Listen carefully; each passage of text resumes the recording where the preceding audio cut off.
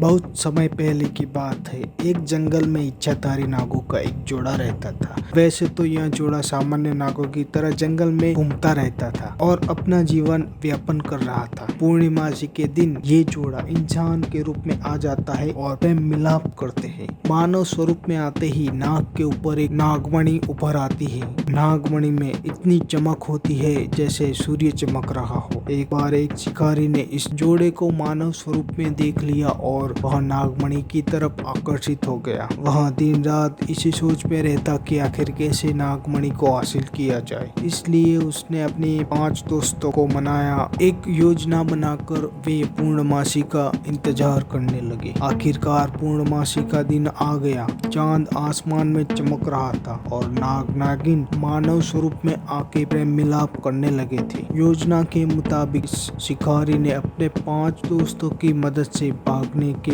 सभी रास्ते बंद कर दिए और नाग पर गोलियों की बौछार करने लगे। नाग और गोलियों की बौछार से नाग वहां पर ही मर जाता है, लेकिन नागिन वहां से बच निकलती है। शिकारी ने नागमणि हासिल कर ली थी और उसे बेचकर वह बहुत अमीर बन गया था। शिकारी को एक बात मालूम नहीं थी कि उस नागमणि और नागिन के बीच गहरा संबंध था और वह नागमणि जिसके पास भी जाती थी, नागिन को उसके बारे में पता चल जाता था। इस तरफ नागिन ने नाग के मारे जाने का बदला लेने के लिए उतावली थी और उसने अपने नागिन स्वरूप में आके उस 5 शिकारियों को बारी बारी से मार देती है और उसके बाद और एक दिन शिकारी को भी डसकर अपने जहर से उसकी जान ले लेती है। कहते हैं कि वह शापित नागमणि जिसके पास भी जाती थी, नागिन उसके पास पहुंचकर उसकी जान ले लेती थी। माना जाता है कि उस नागिन की जिंदगी हजारों सालों की है और उसके मरते ही वह नागमणि भी नष्ट हो जाएगी।